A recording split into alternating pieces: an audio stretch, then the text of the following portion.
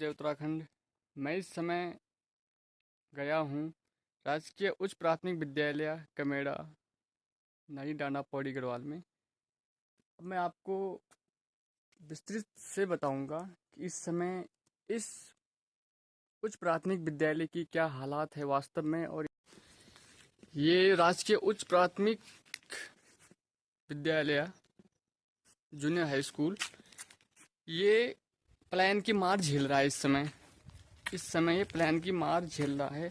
आप उम्मीद नहीं कर पाओगे या आप अंदाज़ा नहीं लगा पाओगे कि इस गांव में कमेड़ा ग्राम सभा, उसके बाद बसेड़ी गांव 2, उसके बाद पखरोटी 3, वार्ड 4, उसके बाद आगे छिंपानी है 5, मतलब फिर 6-7 गांव से मिलके इसमें बच्चे पढ़ने के लिए आते थे।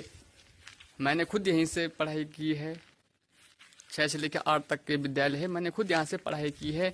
लेकिन इस समय ये विद्यालय पलायन की मार झेल रहा है। इस समय यहाँ पे वर्तमान में मौजूद मात्र 5 बच्चे ही पढ़ने के लिए आ रहे हैं और 2 यहाँ पे अध्यापक हैं। कल मेरी उनके एक टीचर से मुलाकात भी हुई थी, तो वो भी इससे काफ़ी परेशान थे। कह रहे थे कि 5 बच्चे हैं, बताओ मतलब कैसे चलेगा। अब इस समय के साथ साथ अभी स्कूल भी बंद होने की कगार पे है। ये जूनियर हाई स्कूल बंद होने की कगार पे है। पहले देखो, ये पुरानी बिल्डिंग थी, हमने इसमें पढ़ाई की है। ये पुरानी बिल्डिंग आपको दिखाई दे रही है, बरामदा है, उसके बाद ये हमारे कमरे हुआ करते थे और फिर ये बना यहाँ पे किचन, और उसके बाद फिर ये इनका ऑफिस था प्रधानाध्यापक जी का।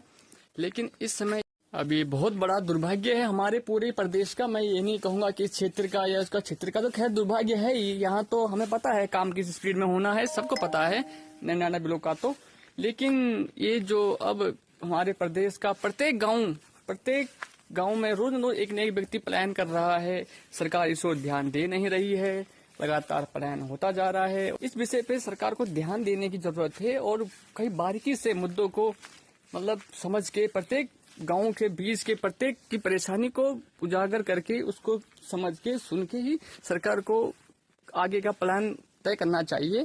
क्योंकि मैं तो खैर कह रहा हूँ सरकार ऐसा कर सकती है, लेकिन मुझे लगता नहीं है कि सरकार कुछ ऐसा करेगी प्लान रोकने के लिए, क्योंकि सब अपने उसमें मस्त हैं, वही चुनाव आ रहे हैं, जीत रहे हैं, बात खत्म। तो प्रदेश के लिए ध्यान देना बहुत जरूरी है।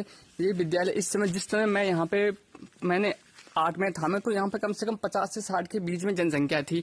लेकिन अब वही 4-5 साल के अंदर में देखिए 5, कितना बड़ा दुर्भाग्य है इस प्रदेश का कि 50-60 बच्चों से लगातार 5-6 साल में जनसंख्या घट के 5 पे आ गई। धन्य है।